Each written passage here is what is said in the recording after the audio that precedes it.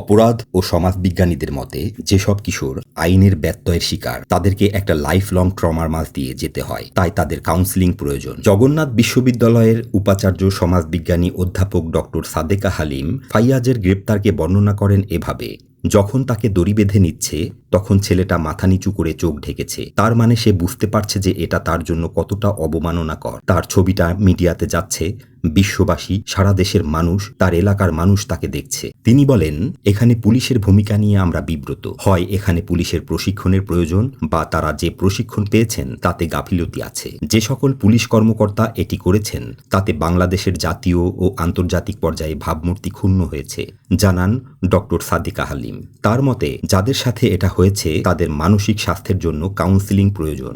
ঢাকা বিশ্ববিদ্যালয়ের ক্রিমিনোলজি বিভাগের সহকারী অধ্যাপক ABM নাজমুস সাকিব বিবিসি বাংলাকে বলেন, আমাদের দেশে যে সমস্যা রয়েছে তা হলো বেশিরভাগ সময়ে পুলিশ যখন এই বয়সের কাউকে গ্রেপ্তার করে তার বয়স নির্ধারণ করার জন্য যে ধরনের তথ্য প্রমাণ দরকার হয় প্রাথমিকভাবে পুলিশের কাছে তা থাকে না, আর যাকে গ্রেপ্তার করা হয় তার কাছেও থাকে না। এক্ষেত্রেও তাই হয়েছে।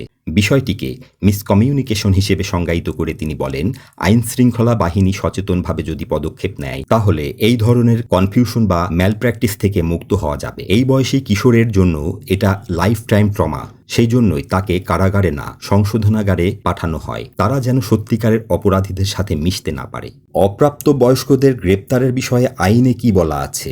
বাংলাদেশে শিশুদের জন্য শিশু আইন 2010 নামক মোট 100টি ধারার বিশেষ আইন আছে। সেই আইনে বলা হয়েছে, বিদ্যমান অন্য কোনো আইনে ভিন্নতর যাহা কিছুই থাকুক না কেন, এই আইনের উদ্দেশ্য পূরণ কল্পে অনূর্ধ্ব 18 বছর বয়স পর্যন্ত সকল ব্যক্তি শিশু হিসাবে গণ্য হইবে। সেখানে আরও বলা হয়েছে, শিশুর মাধ্যমে সংঘটিত যে কোনো অপরাধের বিচার করবে শিশু আদালত এবং অপরাধের দায়ে অভিযুক্ত অথবা বিচারে দোষী সাব্যস্ত শিশুকে সাধারণ জেল হেফাজতের পরিবর্তে নিরাপদ হেফাজতে বা শিশু উন্নয়ন কেন্দ্রে রাখতে হবে।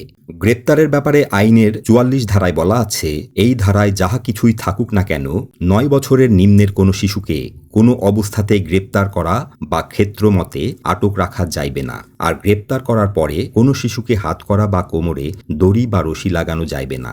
বয়স নির্ধারণের জন্য শিশুর জন্ম নিবন্ধন সনদ অথবা সনদের অবর্তমানে স্কুল সার্টিফিকেট বা স্কুলে ভর্তির সময় উল্লেখ করা তারিখসহ প্রাসঙ্গিক কাগজপত্র যাচাই বাছাই করতে বলা হয়েছে। এ বিষয়ে আইনজীবী ডক্টর শাহদিন মালিক বিবিসিকে বলেন, গ্রেপ্তারের আগে বয়স কত পুলিশকে তা নিশ্চিত করতে হবে। আর গ্রেপ্তারের পর কিশোর যদি বলে যে তার বয়স 18 বছরের কম, তবে কিশোরকে তা প্রমাণ করতে হবে না। সে বলার পর পুলিশকেই সেটি নিশ্চিত করতে হবে। তিনি আরও বলেন যে অপরাধমূলক কাজ করলে বিচারের জন্য শিশু আদালতে পাঠাতে হবে এবং আদালত জামিন না দিলে শিশু উন্নয়ন কেন্দ্রে পাঠাতে হবে, সাধারণ জেলে নয়।